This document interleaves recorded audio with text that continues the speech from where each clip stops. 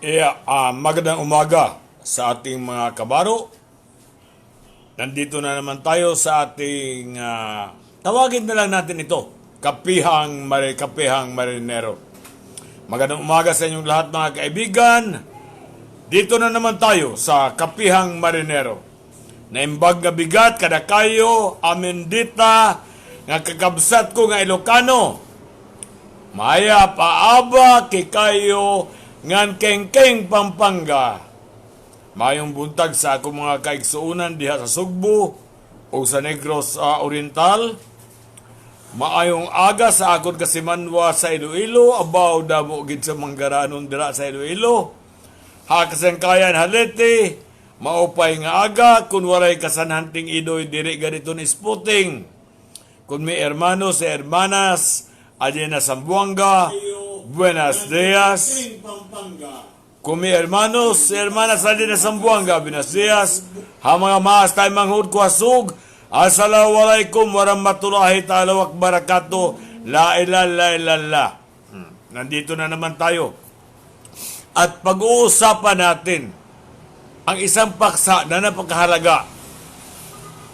Kung dapat ba ipasa sa mga manning agencies at sa mga ship owners ang tungkulin sa pangangalaga ng mga marino na na-stranded dito sa Manila.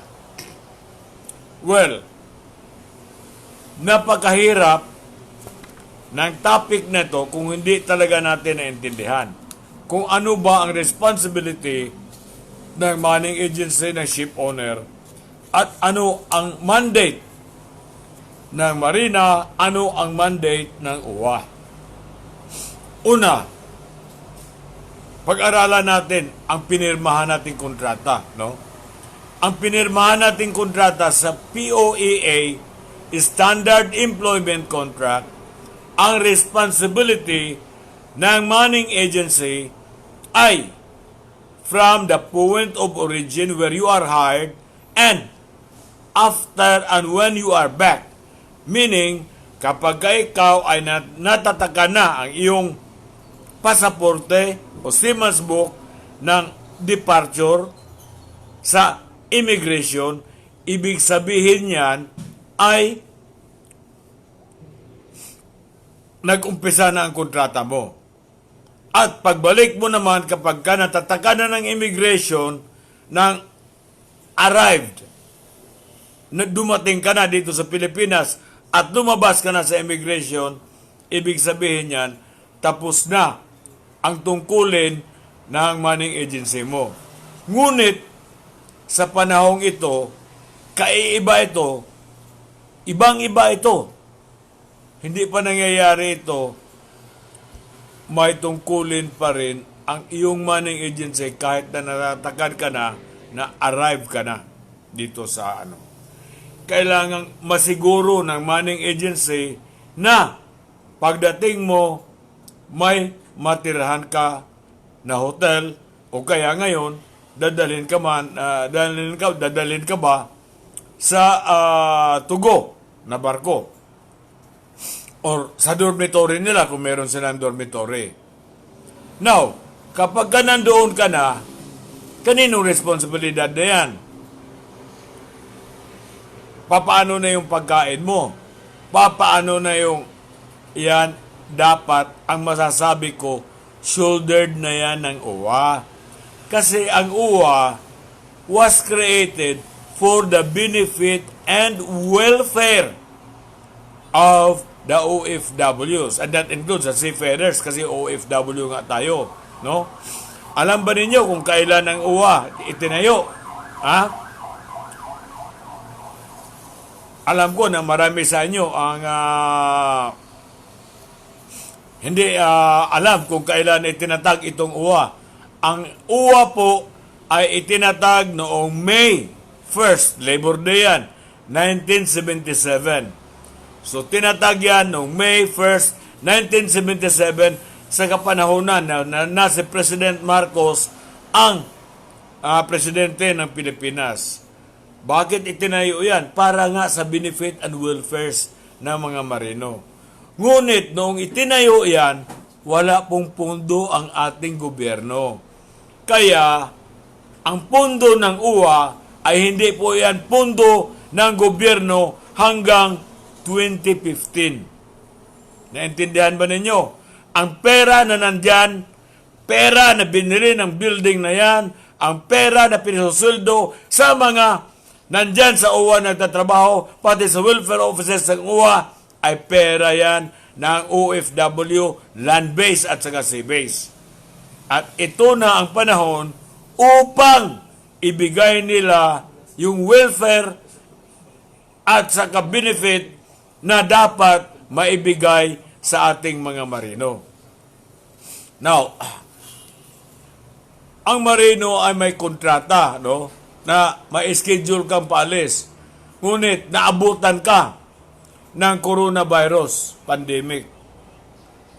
Okay, uulitin ko, no? May kontrata ka at may schedule na dapat na paalis ka na. Kaninong responsibilidad yan? Okay, responsibilidad yan ngayon ng manning agency mo. Ito naman, may mga marino na dumating at kailangan ng 14 days quarantine. Sa 14 days quarantine na yan, dapat UWA ang maging responsable dyan. UWA ang maging responsable dyan. Kasi hindi kaya yan ng manning agency. Hindi kaya ng manning agency maghanap ng hotel. Biruin mo kung darating ang 400 katao, 500 katao, sabay-sabay sa isang araw, kaya bang hanapan niya ng manning agency, ng hotel? Kaya dyan dapat magsama-sama ang Department of Labor, Department of Foreign Affairs, Department of Tourism, at UWA bilang lead agency sa benefits and welfare ng mga marino. Now, ngayon, meron namang iba na nagsasabi, ano naman ang role ng marina? Mawalang galang po. Gusto ko pong ipaalam sa inyo na hindi po sakop ng marina ang benefit and welfare. When Marina was created way back in 1974, its main function is to promote the economic viability of the maritime industry, which is shipbuilding, shipbreaking, dry docking and repairs, transshipment of cargoes, and for the expansion of the Philippine registered vessel. Wala pong nakalagay dyan na kasama sa responsibilidad ng marina ang benefit and welfare ng mga marino. Solely, UWA yan, UWA. Pagka pinag-uusapan ang benefit and welfare, sa UWA yan. Kapag pinag-uusapan ang kontrata, POAA ang nangangasiwa niyan. Ngayon, naintindihan na ba ninyo? Now, itong UWA, para sa kaalaman ninyo, I'm not very sure of the figures, pero sa pagkaalam ko, 18 to 19 billion pesos na ang pera dyan. Kasi magmula noong 2015, no? July 27 of 2015, the OWA law, the OWA bill was enacted, was signed into law. Kaya isinulong ko talaga halos lahat ng mga meeting dyan sa Kongreso, mga hearing, Kongreso at saka sa Senado, sumasama ako na maging batas itong UWA bill, no? Maging UWA bill. Kasi ito lang ang ahensya ng gobyerno na ang pondo ay nanggagaling sa private. Galing sa mga OFWs, land-based at saka sea-based. Biruin mo yan. Ahensya yan ng gobyerno, pero ang pera pinapasweldo sa kanila, pera natin. Pera natin. Yan ang isipin ninyo. Kaya, magmula noong July 27 of 2015, the OWA bill was signed into law. Magmula noon, yung pati yung maintenance sa mga building nila, yung renta ng mga building ng welfare offices ng UWA ay gobyerno na ang nagpupundo. Ang pera na nasa UWA na kontribusyon ng mga marino, dapat yan ay sa benefit and welfare. Now, itong pera natin minsan sa OWA, hindi maganda ang pagkadala nila. Kasi kung tutuusin, no, may nangyari dito na noong 2011, inilipat nila yung halagang 554 million sa PhilHealth. Bakit ilipat mo sa PhilHealth ang pera ng mga marino, pera ng mga land-based, OFWs? Pera namin yan. Hindi yan para sa PhilHealth. Kung may programa ang UWA, dapat yan para sa ating kalusugan. Gumawa sila ng programa para sa atin, pero hindi nila dalhin sa PhilHealth ang pera natin. Kaya, noong panahon na yun, may nagsampa ng kaso laban sa siyam ng mga opisyales dyan sa OWA. Kasi, nilipat nga nila yung 554 million pesos na pundo ng UWA doon sa PhilHealth. At mayroon pang isang nangyari. Pinautang ng UWA noong 1995, pinautang ng UWA si Regis Romero ng 500 million para sa kanyang proyekto sa Smoky Mountains. Si Regis Romero, siya yung may-ari ng R2 Builders. Tumagal sa interest na 8.5, no? Annually, yung utang na yun na 500 million nagiging 1.2 billion. Ngunit, ang UWA, tinulog-tulugan lang nila ito. Tulog-tulog lang ang UWA. Biruin mo, 1.2 billion na ang babayarin ni Regis Romero. Pero ang UWA, natutulog sa pansitan, ayaw nilang singilin. Kaya ang ginawa ko, inupakan itong si Regis Romero. Kung bakit hindi pa niya binabayaran yung utang niya. Dahil pera natin yan. May karapatan tayong tanungin siya. Kaya noong panahon na yon, binira ko siya sa iba't ibang dyaryo. Kung ako umupak noon kay Regis Romero, isang buong page, sa loob ng isang araw, 3 beses, 5 dyaryo lumalabas yung mga opa ko. Tingnan niyo iba't ibang date yan, kung inuupakan ko. Napakarami nito. Sa isang araw, 5 dyaryo na ganito. So meaning, 200,000 ito, 200,000 ang isang buong page kung ba paid ad na. Bawat isang araw, roughly 1 million. Makikita mo naman yung firma ko dito. Ako ang namuno dito sa samahan naming mga OFW na talagang lumaban. Malakas ang loob yan. Ako namuno nito. Ako pumirma nito sa demandang yan. Kaya dinimanda namin si Regis Romero dahil sa inutang niyang pera na 1.2 billion na umabot na ng 1.2 billion at hindi niya binayaran. Ngayon, dahil nga sa siniwalat ko ang ginawa ni Regis Romero na hindi niya binayaran ang utang niya, no? Ang utang niya sa UWA na 1.2 billion, ang ginawa ni Regis Romero ay sinampahan din ako ng libel. 200 million sa Makati at 200 million dito sa Manila. Biruin mo yan, si Regis Romero kilala ko. Yung laban nga, away nila ng anak niya na si Mikey Romero. Patayan yung mga... Kaya sa panahon na yun, na tumagal, na 6 na buwan yung kaso na sinampa sa akin ni Regis Romero. At natalo naman siya, 400 million yan na libel case.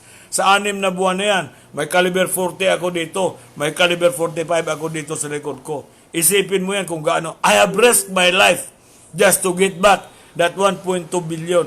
Kahit yung 1.2 billion man lang sana ang ibigay ngayon, para sa ating mga marino, iayuda sa ating mga marino na stranded ngayon dito sa Metro Manila. Dapat gawin na yan ng UWA ngayon. Dapat ito na ang panahon na gawin na ng UWA yan ngayon. Huwag nila ipasa yan sa manning agency at sa mga ship owner. Kasi nasa pinirmahan nating kontrata. Basahin ninyo ang pinirmahan ninyong kontrata. Ang obligasyon ng manning agency, point of hire at saka pagbalik na. Yan ang kanilang obligasyon. Ngayon, sa ganitong pangyayari, obligasyon dapat yan ng UWA na alagaan nila ang OFW sapagkat yan ang mandato nila. Kaya nanawagan ako sa ating magiting na administrator. Magkakilala kami. Mula na nagtrabaho siya sa gobyerno. Pagpasok pa lang niya sa DOLE, kasi noong panahon na yun na pumasok siya, isa ako sa council member sa National Anti-Poverty Commission. At noon pa man, nakikita kami, mabait na tao yan, si Administrator Hansa Leo Kakdak. Pero hindi pa niya nagawan kaagad ng aksyon itong kalagayan ng ating mga marino na stranded ngayon dito sa Manila. Ang mangyayari dapat kasi, hindi lang ako manawagan. Huwag ninyong hayaan na ako lang ang manawagan. Dapat padalhan din ninyo ng email ang UWA. Paulanan ninyo ng email ang UWA. Ang email ng UWA ay ganito, no? Tandaan ninyo. www, meaning whiskey, UWA. OWWA, Oscar, whiskey, alpha, .gov.ph www.owa.gov.ph. Magreklamo kayo sa OWA. Iparating ninyo ang inyong saloobin. Iparating ninyo kung nasaan kayo ngayon at ano ang inyong pangangailangan. Para malaman nila. Ngayon, hindi lang sa OWA kayo magpadala ng mensahe. Magpadala din kayo ng mensahe sa Malacanang. Kaya tuturuan ko kayo. Ito ang email ng Presidential Complaint Center ng Malacanang. P. Papa Charlie. PPCC. At Malacanang. Hindi niya. At Malacanang.gov.ph. PCC at Malacanang.gov.ph. Magpadala kayo ng email doon. Ipaalam ninyo. Hindi yung si Nelson Ramirez kasi sasabihin na naman ng UWA o sasabihin ng Marina. Wala yan. Nelson Ramirez lang yan. Siya lang naman mag-isa nagreklamo. Yung matagal na hindi sumasakay ng barko yan. 25 anyos na hindi sumasakay ng barko. Samantalang yung mga marino na sumasakay ngayon, hindi naman nagreklamo. Happy naman sila. O may narinig ba kayo mga marino nagreklamo? Wala. Si Nelson Ramirez lang nagreklamo para sa kanila. Yan ang problema. Kasi mawalang galang po. Hindi kayo nagrereklamo. Matapang kayo sa Facebook. Ito na ang panahon na dapat matuto tayo. Magreklamo kayo diretso sa Malacanang. Ito pa, no?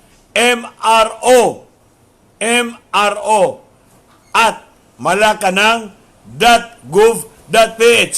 Ipadala ninyo ang email niyo doon. Sabihin ninyo na ito kami mga marino na nandito, stranded kami. Ano bang gagawin ninyo? Tulungan ninyo kami na ang UWA magpalabas na ng pera ngayon. Sapagat pera namin yung nasa UWA.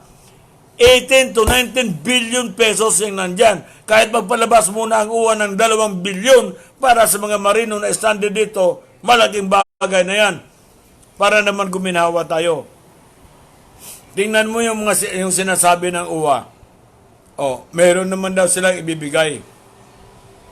Pero ito yung mga requirements. Para bang ito ibibigay namin, pero hindi namin ibibigay. Kasi bibigyan ka ng requirements na bibiruin mo, ha? Kailangan yung last ticket mo nang umuwi ka. Yung mga ticket mong umuwi ka. Anak ng patula ba naman? Sino ba sa atin ang nag-iipon ng ticket O nagtatago ng ticket, ginagawang souvenir ang ticket. Pagdating mo dito, naitapon mo na kaagad yan. Ngayon na yan ang hinihingi ng uwa. Makakuha ka ba ng benepisyo? Simple lang naman dapat ang gawin ng uwa dyan eh. Member ka ba ng uwa? Nag-contribute ka na ba? Nagbigay ka na ba ng contribution? Ayan, sasagutin mo siya, Sir, kayo ang may record. Hindi ba naka-program o nandyan na sa database niyo? May computer na kayo? Computerize naman ang record niyo. Bakit hindi niyo tingnan kung magkano na ang contribution ko sa uwa? Ha? Yan, mga kaibigan, ang dapat malaman ninyo, dapat matuto kayo sa inyong karapatan. Paano kayo magipaglaban kung hindi ninyo alam ang karapatan ninyo? Ha? Uulitin natin, no? Itong uwa, dinimanda na ito. May siyam sila katao na nilipat nila ang pundo ng uwa papunta sa PhilHealth. Ngayon, isiniwalat ko yung utang ni Regis Romero na 500 million na umabot na sa 1.2 billion dahil hindi siya nagbayad,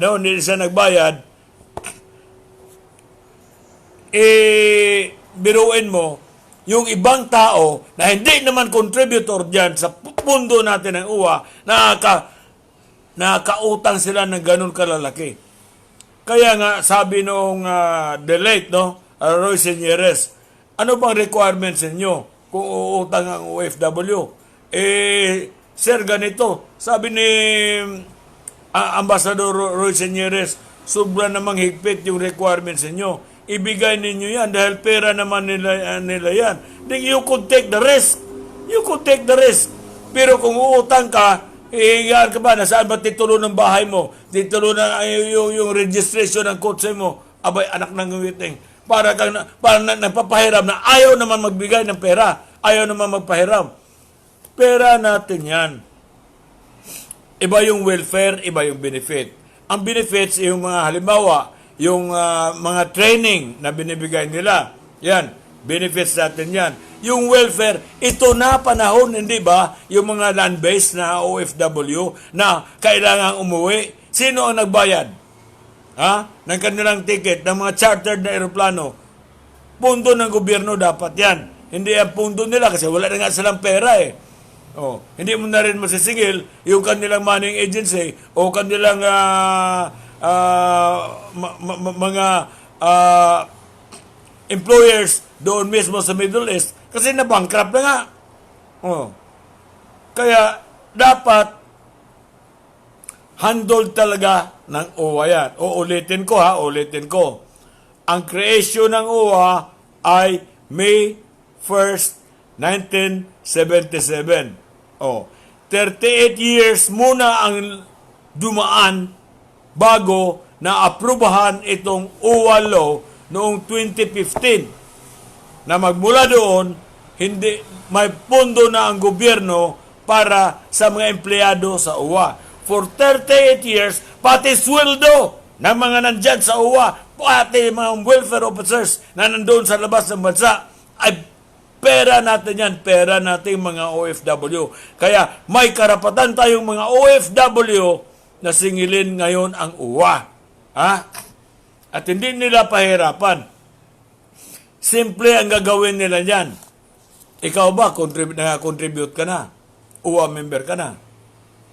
Sabihin mo, yes sir. Okay, tingnan. Tingnan nila sa record. Tingnan nila sa kanilang database. Ito. Pwede ka nang mabigyan ng 10,000. Ganon kadali. Bakit nila gawing mahirap, Why make simple things complicated? Stranded ka ba? Stranded. Wala nang maraming tanong kung gaano ka katagal dito na stranded sa Manila, gaano ka katagal na wala ng trabaho, hanapan ka pa ng ticket. Walang hiya. Kalukuhan yan. OFW ka. Contributor ka ng UWA. Ito ng panahon. Yun nga mga binibigyan. Binibigyan nila ng Social Amelioration Program. Anong contribution yan? Wala kang ginawang contribution yan. Basta binigyan na lang ng gobyerno. Tapos tayo pa, na pera natin yan. Hindi natin makukuha sa OWA. Yan, mga kasama. Pero uulitin ko, huwag ninyong singilin ang marina. Wala pong obligasyon ang marina para dito. Dahil marina was not created for benefit and welfare. Magkaiba po yan. Magkaiba. Now, gusto ko rin ipaalam sa inyo na dahil sa batas na to, no, na nilagdaan noong 1970, nilagdaan noong July 27 of 2015, dapat may board of trustees tayo na 2. Pero noong araw, isa lang. Bago ito nangyari, no? Magmula ng creation ng UWA, no? Ay isa lang. Noong 1977, isa lang ang board of trustees. Ang palaging board of trustees noon ay si Captain Gregorio Oka. Kaya nung tinransfer nila yung pundo natin sa PhilHealth, ang board of trustees noon si Captain Gregorio Oka, no? Noong pinautang ng 500 million si Regis Sumero, board of trustees noon ay si Captain Gregorio Oka. Ngayon, sino ang board of trustees magmulang na namatay si Captain Oka? Ang board of trustees ay nagngangalang Felix Berto I. Rebostes. Siya yung board of trustees nating mga marino. Hindi ko alam kung sino ang sa land base ngayon. Pero dapat 2 nga sana. Pero siya nag-iisa. Ngayon, naririnig nyo ba itong Felix Berto I. Rebostes? Narinig nyo ba na ipinagtanggol tayong mga marino? Narinig nyo ba na nagsalita siya? Dahil siya ang kumakatawan sa atin. Felix Berto I. Rebostes. Siya yung board of trustees natin dyan sa OWA. Dapat ito ng panahon na lumantad siya. Ipakita niya na kaya niyang ipagtanggol ang mga marino na nahihirapan. Dapat malaman ninyo, hanapin niyo yung taong yan. Nasaan ka na ba? Nasimulat sa pool, na nandyan ka, nakaupo ka sa uwa. Hindi man lang namin narinig yung pangalan mo.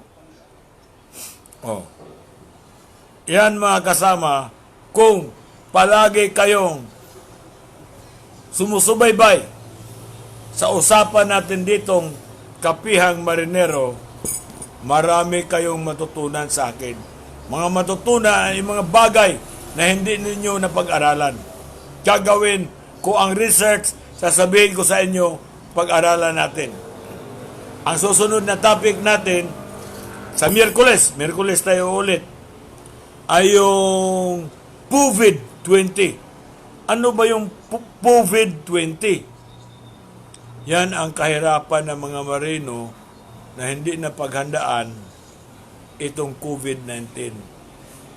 COVID, poverty, diyan nagumpisa.